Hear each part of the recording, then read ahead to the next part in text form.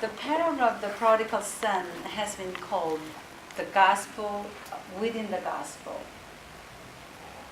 And not without reason, since there is no more powerful picture of the forgiving love of God. I will focus on the Father. I have a beautiful painting in my home in the hallway, the Rembrandt prodigal son. And I always look at the Father's hands. One is bigger than the other. And the explanation said the big hand is the Father figure, small hand is like a mother. So God is both man and woman, mother and father. And I love that picture.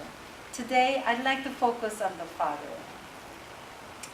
The second son got his share of his family and went off far country, and he wasted all the money in wild living.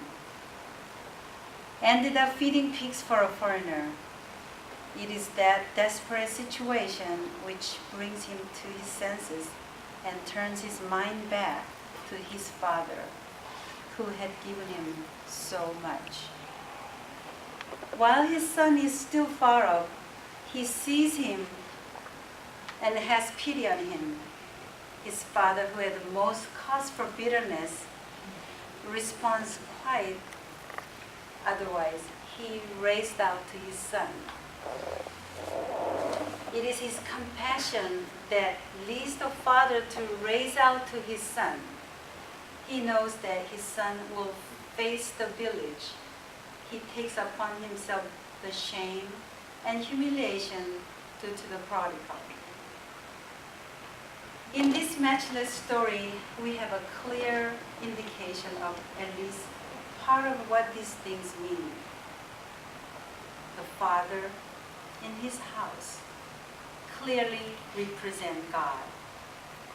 The best understanding of the text is to see that when the Father leaves the house and takes upon himself a humiliating posture on the road, it becomes a symbol of God incarnate.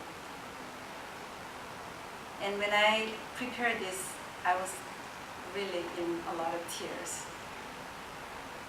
He does not wait for the prodigal son to come to him, but rather at great cost goes down and out to find out and resurrect the one who is lost and dead. The actions clearly affirm one of the deepest levels of the meaning of both incarnation and atonement. We can imagine and understand the unmeasurable love God to sinners for ourselves. Let us pause for a moment and feel the sense of God's love.